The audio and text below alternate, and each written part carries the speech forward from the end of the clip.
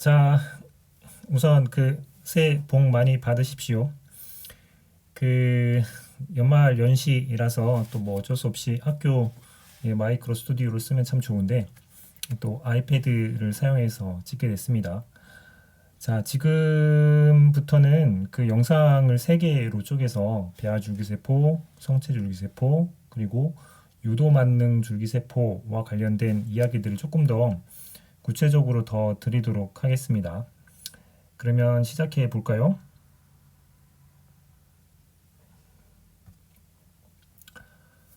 네. 자, 그러면 이제 처음부터 시작을 하도록 하겠습니다. 자, 이번 시간에는 배아줄기 세포에 대한 이야기들을 하기로 하겠습니다. 배아줄기 세포가 갖고 있는 두 가지 특징, 중요한 특징을 설명할 수 있어야 되고요. 임상 분야에 이제 어떻게 적용할 수 있을까? 그리고 지금은 배아줄기 세포에 대한 여러 가지 윤리적 이슈들이 있는데 이런 부분들 고려해야 될 것, 그리고 실제로 썼을 때 부작용에 대한 설명들을 할 수 있으면 좋겠습니다. 자, 처음에 세포의 일부분을 가지고 완전히 성체를 만들 수 있다라고 하는 것들은 식물에서 이미 다양한 실험들을 통해서 증명을 해왔죠. 뭐 예를 들면 당근의 일부를 떼어내서 완전히 당근을 만들기도 했었고요. 또는 식물의 일부를 떼어서 배양을 하게 되면 완전히 식물을 형성할 수 있다. 식물은 토티포텐트한 능력을 갖고 있다라고 하는 것들은 뭐 이전부터 잘 알고 있던 내용들이었습니다. 근데 이제 동물에서는 이것들이 이제 불가능하다고 생각하고 있다가 첫 번째로 고든이라고 하는 분에 의해서 개구리가 이제 완전히 복제를 하게 되죠. 방법은 이렇습니다. 개구리 난자에 UV를 쬐어서 핵들을 제거를 한 난자에다가 올챙이에 있는 여러 세포들을 하나를 빼서 이쪽에 옮긴 다음에 얘를 이제 발생을 시키니까 아주 소수이긴 하지만 완전히 성체 개구리로 발생하는 것들이 있더라. 동물도 이런 식으로 복제가 가능하구나 라고 하는 것들이 연구가 돼서 진행이 됐었죠. 이렇게 양서류로 고등동물이 아닌 동물에서만 가능하겠다라는 생각하고 있다가 지난번에도 한번 말씀드렸지만 이안 윌머스에 의해서 양에서 성공합니다. 포유류에 성공을 하죠. 여기도 이제 방법은 동일합니다. 어떤 양에서 난자를 채취를 하고 난자에 있는 핵을 제거를 합니다. 그리고 유선세포를 끄집어내서 거기에 있는 핵을 이 난자에 이식을 한 다음에 이식된 것에 전기충격을 가해서 마치 정자하고 수정한 것처럼 느끼게 해서 할구 분할을 하고 이식을 했더니 이렇게 원래 핵을 공유했던 녀석하고 동일하게 닮은 클론이 생길 수 있겠다라고 1997년도에 했었죠. 이 당시에 이제 복제와 관련된 이슈 때문에 사람들이 놀랐다고 했는데 과학계에서는 세포가 분화가 된 형태가 거꾸로 분화된다라고 하는 이슈들이 더 놀라운 일이었다라는 말씀을 드린 적이 있습니다. 그럼 이러한 클로닝의 개념을 사람한테도 이제 쓸 수 있지 않을까에 대한 사고들을 하게 된 거죠. 예를 들면 어떤 난치성 질환을 앓고 있는 사람의 핵들을 섬유세포 또는 피부세포 핵들을 끄집어내고 그리고 사람의 난자를 공유받을 수 있다면 난자의 핵을 이식한 후 그것을 전기 충격을 가해서 배반포 형태로 키워내고 그렇게 키워낸 것들에 대한 내부 세포계를 만들고 여기에 이제 줄기세포가 되겠죠. 이 줄기세포를 분할시켜서 원래 치료에 대한 목적으로 쓸 수 있겠다라고 하는 컨셉입니다. 그러면 누가 이 난자를 과연 쉽게 공급할 수 있겠는가라고 생각을 할 수 있지만 이런 상상을 한번 해보십시오. 만약에 입장에서 자기 자식이 이런 방법으로 치료가 가능하다라고 그 의료진들이 얘기했을 때 이 엄마가 당신의 난자를 공유하는 것들을 꺼릴까요? 라고 하는 생각들을 하게 되면 이게 완전히 윤리적인 문제로만 해결할 수 없는 어떤 다른 그 차원의 그 상상들을 하셔야 되는 상황입니다. 그리고 사람들이 이것에 대한 가능성은 알고 있지만 이제 사람들이 걱정했던 것들은 이런 거죠. 이렇게 배아가 형성이 되면 동물에서 일어났던 것처럼 이렇게 자궁에 착상을 시키면 완전히 사람도 그 어떤 복제에 대한 개념들이 가능하겠다라고 하는 걱정들 때문에 여기에 대해서 사람들이 굉장히 조심스럽게 접근을 하고 찬반 양론들이 굉장히 많은 상태입니다.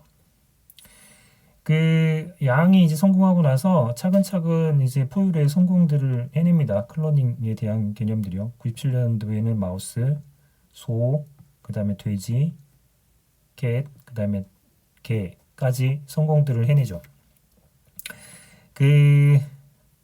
이런 성공들을 해내면서 이제 사람들이 이제 윤리적인 논쟁들이 좀 더 심각해졌다라고 보시면 될 것 같습니다. 뭐 이런 상상들에 대한 논쟁들이 되게 많습니다. 근데 이제 여러분 앞에 그 훅 하고 다가올 텐데 미리 이제 거기에 대한 여러분들의 입장, 앞으로 어떻게 그 대처해야 되는지에 대한 고민들이 필요한 시점이라고 보면 됩니다. 한 가지들은 그 불임으로 고생하는 그 부부한테 하나의 그 솔루션으로 이 클로닝이라고 하는 그 자기에 있는 세포들하고 난자들을 이용해서 제공해 주시지 않겠는가에 대한 개념들이 하나가 있고요. 근데 이제 문제는 늘 그 이렇게 클로닝된 친구가 만약에 살아간다면 뭐 여러 가지 정체성에 대한 부분들 뭐 등등으로 심리적인 압박들을 받을 수 있는 가능성이 있다. 이런 고민들을 같이 하고 있고 또 한 가지들은 그 아주 갑작스러운 사고로 자기 이제 아이가 이제 죽게 됐을 때 이러한 클로닝이라고 하는 걸로 그 슬픔을 회복할 수 있지 않겠는가에 대한 고민들을 하게 됐죠.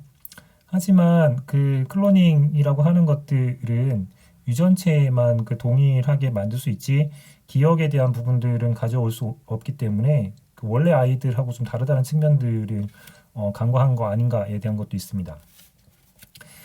그런데 이제 요 파트와 관련해서 이미 그 애완견을 클로닝하는 회사들이 이미 설립되어 있습니다. 어떤 거냐면 그 자기가 키우는 애완견의 건강할 당시의 세포들을 몇 개 그 뽑아서 동결을 시켜서 보관을 해놓는 거죠. 그리고 이 애완견이 그 자기 수명들을 다 해서 죽게 됐을 때 이 동결해 놓은 이 그 세포하고 그리고 여기 별도로 동결한 난자를 이용을 해서 이 애완견하고 동일한 유전자를 갖고 있는 강아지를 태어나게 하는 것들을 지원해주는 벤처기업들이 이미 영국 등등에서 생겨져 있습니다. 제가 알기로는 비용이 한 5천만 원 정도 든다라고 하는 것을 알고 있고요. 그 이와 같이 여러분들이 생각하지 못하는 영역들에서 이렇게 접근들이 이루어지고 있다라고 하는 거죠. 그 다음에는 또 다른 차원의 사람들 상상을 하고 있는데 그 굉장히 우리한테 중요한 그 영향력을 행사했던 사람들을 다시 복제를 해내서 그 재능들을 활용하는 건 어떤가에 대한 상상들을 하고 있고 이것도 이제 실제로 그 사람이 바로 그 당시의 재능들을 갖고 있다라고 하는 것들은 아닌데도 불구하고 이런 이야기들을 하고 있고 또 다른 측면들은 뭐 좀 이것들이 어떻게 발전할 수 있을까에 대한 호기심이라든가 또는 불멸에 대한 관점으로 접근하는 아주 좀 황당한 접근들도 있습니다. 근데 이제 치료에 대한 영역에서는 그 일부 제한적으로만 난자에 대한 공여들을 해준다면 그 스템셀의 공급원으로서 클로닝이라고 하는 것들을 유용하니 이 부분들로는 할 수 있지 않겠는가에 대한 것들이죠.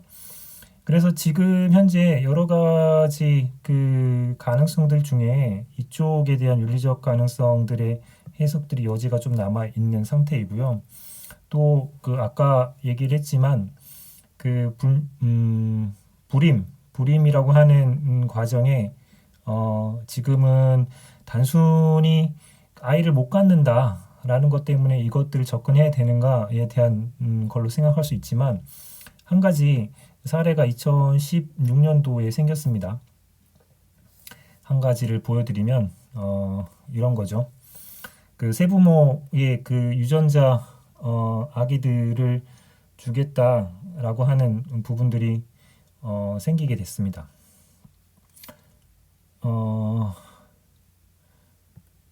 잠시 보시면 생기게 됐는데요. 그 어떤 거냐면 이런 거죠. 그 엄마가 그 유전 변환 질환을 보유하고 있는 겁니다. 뭐냐면 미토콘드리아의 DNA 결함이 생겨서 이게 아이한테 가게 되면 거의 뭐 3살 정도 이내에 아이가 이제 사망되는 형태인 거죠. 근데 이제 미토콘드리아는 난자의 이런 세포 그 질에 포함이 되어 있고 핵에는 그 갖고 있지는 않은 상태입니다. 그럼 따라서 난자 중에 거의 뭐 0.1%에 해당하는 미토콘드리아 정상적인 난자를 제공받을 수 있다면 난자에서 핵을 제거하고 이 엄마의 그 건강한 핵들을 도입을 하고 그런 연후에 아빠의 정자와 수정을 해서 아이가 태어나는 거죠. 그래서 이거를 세부모 아이라는 지칭으로 이름이 지어진 겁니다. 아빠가 있고 엄마가 있고 그리고 건강한 난자 공유자가 있는 상태죠. 실제로 이 상태가 이제 그 하산이라고 하는 아이가 처음으로 이제 탄생을 합니다. 그 2016년도에 탄생을 하죠. 그 어떻게 탄생을 했냐 하면 이러한 유전자 결함들 때문에 고생을 해서 그 다른 나라에서는 그 윤리적 문제로 승인이 안 나고 있었는데 멕시코에서는 이제 그 승인이 떨어지는 관계로 멕시코에서 시술을 해가지고 태어났고 그 태어난 결과 정상적으로 그 아이가 그 지금 현재 성장을 하고 있다라고 하는 겁니다. 그 이런 상황들 때문에 그 단순하게 그 반대만을 그 할 수 있는 것들이 가능한가에 대한 논란들이 그 생기고 있는 영역들이 바로 이 영역이라고 보시면 될 것 같습니다. 그 다음에 이제 반대하는 그 측면들에서는 그 여러 가지 이야기들을 할 수 있겠죠. 그렇게 태어난 아이들은 과연 정체성 그리고 자기 이제 그 정체성에 대한 문제들이 생길 거다라고 하는 게 있고요. 또 이런 상황이 되면 그 상품화에 대한 부분들이 생기지 않겠는가 있는 거죠. 그리고 뭐 좀 더 나아가서는 우생학적으로 유전적으로 그 좀 좋은 형태의 그 아이들만 태어나게 하려고 노력하지 않겠는가에 대한 부분들이 있죠. 실제로 그 이번에 일본 사람 사유리가 그 비혼으로 아이를 탄생을 했고 정자를 공여 받아가지고 자기 난자에서 아이를 갖게 됐죠. 그랬을 때 이 상대에 있는 유전자를 선택을 할 때 이런 부분들이 악용을 하게 되면 뭐 머리가 좋고 또는 뭐 키가 크고 뭐 이런 남자의 정자를 공유받으려 하는 부분들이 이 상품성하고 우생학적인 측면이 결부가 되면 또 어떤 일들이 벌어질 수 있을지 한번 고민을 해봐야 되는 거죠. 그리고 그 이러한 부분 좀 부차적인 것 같아요. 앞쪽 것들에 대한 문제가 더 크지 뭐 이렇게 그 뭐 가족 관계에 대한 문제라든가 이런 부분들은 좀 부차적인 거라고 생각을 해주시면 될 것 같습니다. 여러분들은 이런 상황에서 과연 클로닝이라고 하는 부분들은 어디까지 허용이 될 거고 뭐 치료적으로 만약에 쓴다고 했을 때 어디까지 가능한 건가에 대한 부분들이 여러분들이 관심 두고 있지 않는 어느 순간 여러분 바로 앞에 와 있게 될 겁니다. 이것에 대한 발전들은 1998년도에 이 톰슨이라고 하는 사람이 엠브리오닉 스템셀을 휴먼에서 만들어내면서 되어 있고요. 그 이쪽 팀에서 거의 한 뭐 최초에 만들었던 71종의 엠브리오 스템셀들을 가지고 있고 위스콘신 대학에서 만든 관계로 따따따 위셀.org에 들어가서 한번 보시면 그 치료용 또 연구용으로 실비를 들여서 엠브리오 스템셀을 공여를 하고 있습니다. 뭐 저희 연구실에서도 H19하고 H9들을 가지고 있는데 이거 뭐 지소 탱크에 들어만 있고 사용을 해서 연구를 해야 되는데 아직 그 활발히 못 하고 있는 게 좀 아쉬움들이 있습니다. 그 이런 엠브리오 스템셀을 그 배아를 파괴를 해야 되는 문제점들이 생기죠. 건강한 배아에서 만든 엠브리오 스템셀들은 굉장히 그 퀄리티가 좋기 때문에 치료 용도로 쉽게 사용을 가능하지만 이 건강한 배아를 써야 된다는 문제점들이 생겨서 그 이런 그 윤리적 문제를 조금 회피하는 방법으로 그 불임 치료를 했을 때 그 체외 수정을 하죠. 한 10개, 5개에서 10개 정도의 체외 수정을 하고 그 중에 이제 한두 개를 그 엄마의 그 임신을 시키고 나서 성공을 하게 되면 그 이 남는 잉여 배아라고 하는데 이 잉여 배아는 냉동을 해놓게 됩니다. 뭐 5년 정도 냉동을 하죠. 그리고 이 원래 불임 시술을 했던 부모가 또 사용을 원한다 그러면 여기서 이제 끄집어내서 다시 사용을 하기도 하고 이 부분들이 필요 없다라고 하게 되면 5년 후에는 폐기를 하고요. 또는 동의를 구해주면 동의를 받으면 이 냉동했던 이 잉여배아들을 실험적으로 영구적으로 연구에 이용할 수 있도록 되어 있습니다. 이러한 냉동배아를 이용을 해서 그 엠브리오 스템셀을 그 연구용으로 아직까지는 좀 실행을 하고 있다라고 보시면 되죠. 그 다음에는 그 체세포 핵이식 방법, 소마토 클로닝 뉴클리어 트랜스퍼라고 하는 그 이 세라피오틱 클로닝 방법으로도 엠브리오 스템셀들을 얻을 수 있게 됩니다. 이 엠브리오 스템셀을 얻을 때 아까도 말씀드렸지만 만약에 자식의 그 불치병들에 대한 고민하는 엄마가 난자를 공유하는 문제 이것들은 법적인 부분은 없으면 가능한 부분들로 열려져 있는 상황이라고 보시면 될 것 같고요. 그 다음에 실제로 프리임플란테이션 다이어그노시스에 대한 기술들이 그 일부 적용돼서 실시가 되고 있죠. 어떤 거냐 하면 그 체외 수정을 통해서 그 수정란들을 얻었을 때 가능하면 건강한 수정란들을 도입을 해서 착삭을 시키는 게 필요하겠다.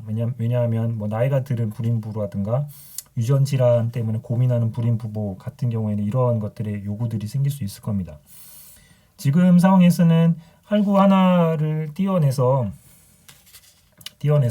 그 할구에 대한 조사들을 해가지고 이 수정란이 문제가 있는 수정란인지 아닌지 유전적으로요. 그거 테스트하는 형태의 진단들이 가능합니다. 그래서 할구 하나를 떼어내서 정상적인 수정란들만 그 이용을 하자라고 하는 측면들로 가서 수정을 시킬 수 있는 기술들을 갖고 있고요.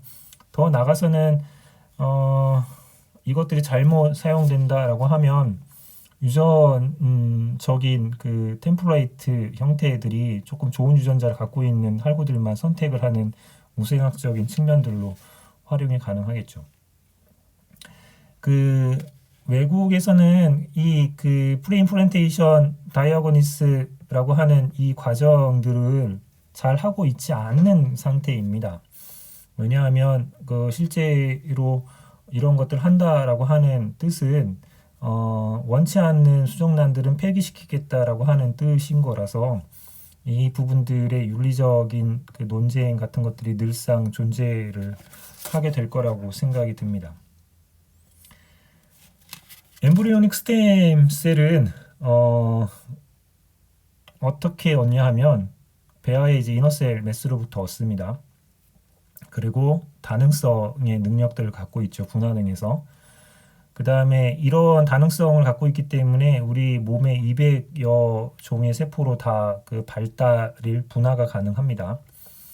그리고 내배엽, 그리고 중배엽, 그리고 외배엽 형태의 3배엽성들을 다 형성할 수 있게 되어 있죠.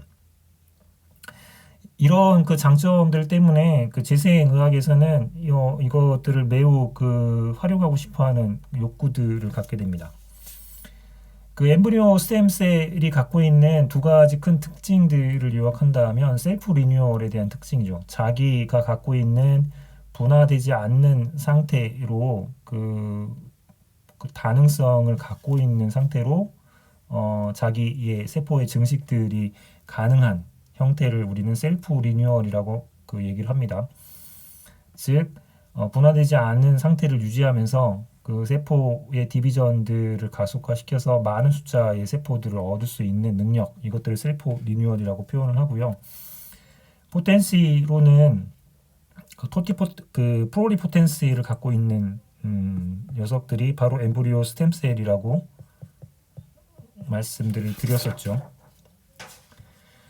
그 이러한 그 프로리포텐트 스템셀이 만들어지면 이 녀석이 정말 프로리포텐트 능력을 갖고 있는지 없는지 기준들을 통과를 해야지 그 아까 얘기했던 윗셀이라고 하는 곳에 그 뱅킹이 되기도 하고 영구적으로 그 공유될 수 있는 상태로 발전을 할 수 있게 됩니다.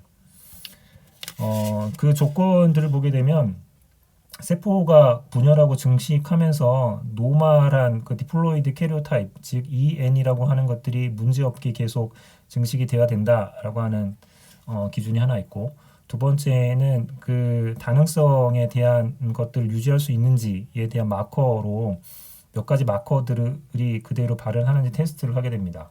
하나는 옥토포, 나노그, 그 다음에 SSEA4 같은 것들이요.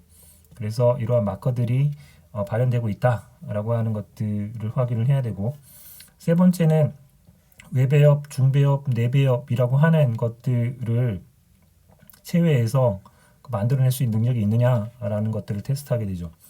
그리고 별도의 테스트로는 그 면역 이 결핍된 마우스에 이 프로리포텐트 스템셀을 넣게 되면 이 세포들은 여러 종류의 세포로 분화가 되기 때문에 그 기형적인 형태의 조직을 만들게 됩니다. 그거를 이제 우리는 테라토마라고 하는데, 테라토마라고 하는 형태가 만들어지느냐를 가지고 프로리포텐트 스템셀이냐 아니냐라는 기준 설정을 사용할 때 쓰게 되죠. 이 네 가지가 프로리포텐트 스템셀의 기준인지 아닌지 인비트로에서 확인하는 방법이라고 보시면 됩니다.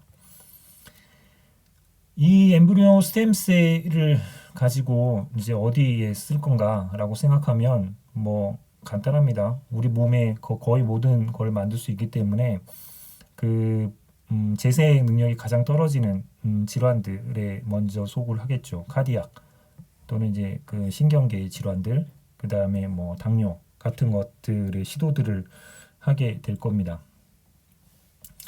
그리고 이제 이런 걸 하기 위해서 이 엠브리오 스템셀을 카디오마이오사이트로 분화하려고 하는 노력들, 그 다음에 신경세포로 분화하려고 하는 노력들, 그 다음에 그 베타 그 셀로 분화하려고 하는 노력들에 대한 연구들이 초창기에 굉장히 많이 일어났었고요. 그 뒤로 이제 차근차근 연구들이 지속돼서 배아줄기 세포로 당뇨, 파킨슨, 뭐 촉송산, 인공뼈, 뭐 이런 유전 질환 뭐 등등에까지 연구들이 확장이 돼서 굉장히 이제 많은 그 가능성들에 대한 접근들이 일어났었다라고 보시면 되죠. 그런데 이 그 엠브리오 스템셀을 가지고 했을 때 문제가 되는 것들은 분화를 완벽하게 컨트롤 해내지 못하게 되면 오히려 엠브리오 스템셀이 그 크라이테리아 사용했던 테라토마 같은 것들이 형성될 수 있어서 임상에서요. 이런 부분들이 그 문제가 될 수 있다라는 거고요. 이것들을 방지하려면 완전히 순수한 그 분화된 세포들만 얻어야 되는데 그 100개 개의 세포들 분화 시건을 했을 때 100개가 다 원하는 걸로 가지는 않고 있는 상태에서 여기에 대한 연구들이 굉장히 중요한 과학적인 난제 중에 하나라고 보시면 되고, 그 다음에는 우리가 줄기세포를 키울 때 키우는 형태들이 외부 소스들이 동물에서 온 소스들을 활용해서 세포들을 키워내기 때문에 그 제노패스젠 같은 것들이 들어올 수 있는 여지들이 있게 됩니다. 특히 이제 그 피탈 보바인 시럼 같이 소의 혈청을 이용해서 배양을 하는 경우들이 많이 있거든요. 그래서 이것들에 대한 그 주의들 때문에 이것을 그 제노패스젠이 없는 형태로 치환을 하는 혈청들을 개발해 사용하고 있는데 가격들이 상당히 비싸집니다. 이런 이유로 그 스템셀에 대한 연구들을 하려면 연구비가 조금 많이 필요한 상태가 되어 있죠. 그리고 그 두 번째 배리어 중에 하나가 그 이뮨적인 배리어입니다. 이유는 그 자기 걸로 엠브리온 스템셀을 만들 수 있는 상태는 아니죠. 클로닝을 하지 않고서는, 왜냐하면 그 잉여배아를 가지고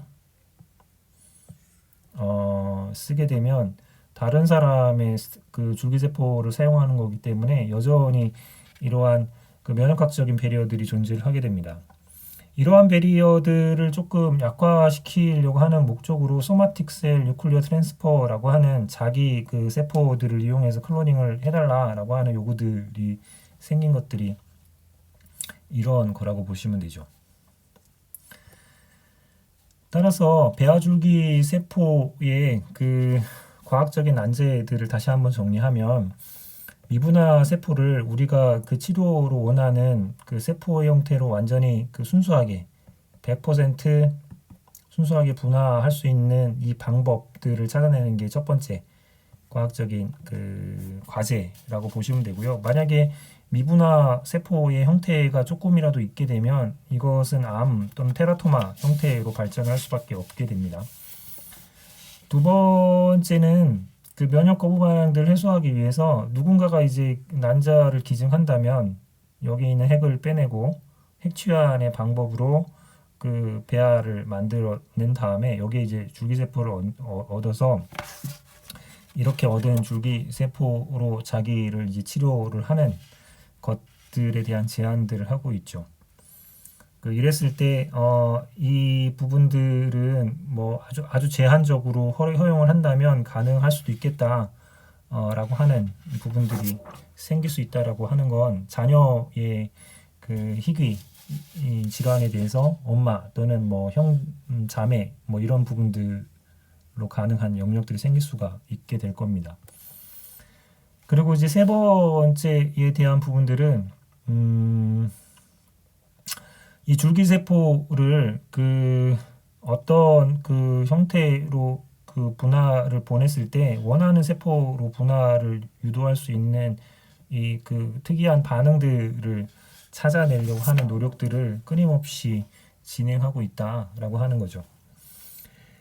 이런 상황들을 극복을 하려고 특히 그 면역학적인 부분들에 대한 배리어를 극복하는 방법 중에 하나로 그 제안하고 있는 이야기 중에 하나가 한 인종별로 또는 이러한 유전적인 별로 한 200에서 300여 개의 줄기세포 뱅크들을 만들면 이 중에 가장 거부 반응이 덜한 세포 타입을 가지고 여기에 적용할 수 있으니까 이 정도까지는 허용해 달라라고 하는 요구들이 계속 일어나고 있는 상태입니다. 아직까지는 그것에 대한 허용들이 안 되고 있는 상태죠. 덕분에 난자를 사용하지 않는 인듀스드 플로리포텐트 스템셀을 만드는 iPS세에 대한 연구들하고 거기에 대한 연구비가 더 많이 투여되고 있는 상황이라고 보시면 될 것 같습니다. 여기서부터는 제가 이제 예전에 연구했던 부분들입니다. 이 부분들이 진행이 돼 가는 것도 있고요. 그리고 초창기에 연구비 같은 것들을 확보 못해서 중단된 케이스들도 있습니다. 저도 이제 심근 분화에 대한 컨트롤을 잡으려고 그 세포를 심근으로 분화를 할 때 어떤 유전자들이 중요하게 워킹하는지에 대한 연구들을 진행을 했었죠. 그래서 MMP3라고 하는 것들이 심근 분화에 중요한 가능성이 있다라는 것들을 발견을 하고 그 논문을 발표를 했던 적이 있습니다. 요게 이제 제가 심근 분화하는 과정에 만들었던 것들을 영상으로 찍은 거였는데 지금 여기 아이패드에서는 이 영상이 실제로 안 보이는군요. 그러면 한번 다른 소프트웨어를 통해서 볼 수 있는지를 보겠습니다. 네, 보이시나요? 이렇게 그 줄기세포를 외부에서 심근 분화에 그 신호를 주게 되면 이렇게 심근처럼 이렇게 그 박동을 하는 모습으로 분화 형태들이 일어나는 걸 볼 수 있습니다. 자, 이런 연구들을 진행을 했었고요. 그 다음에 보시면 또 한 가지 점들은 그 엄마하고 아빠의 그 문제점 중에 XX 크로모즘에 디펙트가 생겨서 그 아빠하고 이제 결혼을 했을 때 딸 이런 문제가 없고요. 이렇게 두 가지 경우가 되는데 하나는 문제가 있는 X크롬을 갖고 있는 복균 이 경우에는 딸들은 문제가 없죠. 근데 아들들은 문제가 생기는데요. 이렇게 생긴 아들은 문제가 없고요. 그리고 이렇게 그 얻은 아들은 거의 한 18세 정도가 되기 전에 근육에 대한 위축에 대한 문제로 죽는 DMD 근위축증이라고 하는 질환이 하나 있습니다. 이런 질환을 앓고 있는 엄마들 입장에서는 아이들을 치료할 수 있는 부분들을 어떻게든 찾으려고 노력을 할 거고요. 이런 엄마들한테 그 솔루션 중에 하나가 난자들 중에는 이 디펙트를 갖고 있는 난자와 그 정상적인 난자가 있으니 이 정상적인 난자를 가지고 그 배아줄기 세포를 단위 발생을 통해서 만들면 이 녀석을 가지고 치료에 쓸 수 있지 않겠는가에 대한 컨셉입니다. 근데 이제 문제는 지난번에 노쇠랑 버쇠를 얘기했을 때 아빠의 유전자로부터 그 나타나는 유전자 발현이 되는 것하고 엄마의 유전자만 발현이 되는 형태들이 있다고 말씀드렸죠. 각인이라고 하는 이 각인의 문제를 단위 발생에서는 풀어야지 됩니다. 이제 그런 것들을 풀기 위한 작업들을 진행을 했었고요. 일부 진행을 해서 단위 발생 세포, 줄기세포들을 사용할 수 있겠다라고 하는 연구들을 진행을 해서 이것들이 그 파스로제네틱 엠브리오닉 스템셀을 어떠한 작업들을 거치게 되면 좀 강력한 그 세포 치료 형태로 쓸 수 있겠다라고 하는 연구 발표들을 한 적이 있습니다. 자, 이런 그 작업들의 이야기들을 하는 이유들은 배아줄기 세포라고 하는 부분들이 갖고 있는 독특한 그 플로리포텐시라고 하는 특징들 때문에 아직까지도 연구에 사용하려고 하는 요구들이 있고요. 그 윤리적인 문제하고 이제 디베이트가 이제 되고 있는 상태다라고 생각하시면 되겠죠. 근데 이제 어떠한 부분에서는 제한적인 영역에서 그 접근이 허용해야 된다. 그 실제로 일부 접근이 허용된 그 사례들을 아까 소개해 드렸고요.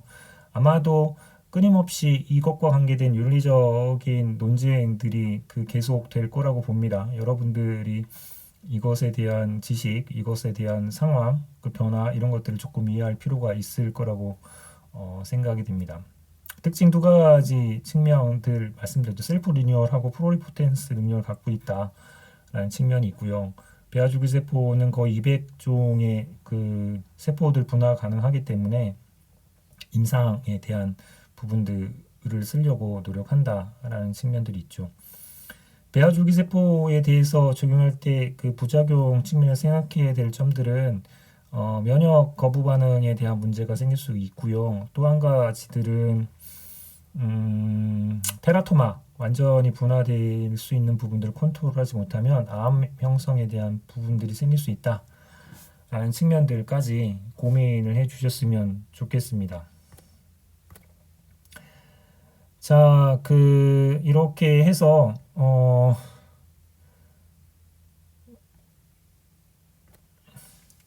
이렇게 해서 배아줄기 세포에 대한 것을 조금 더 구체적으로 들어가 봤습니다.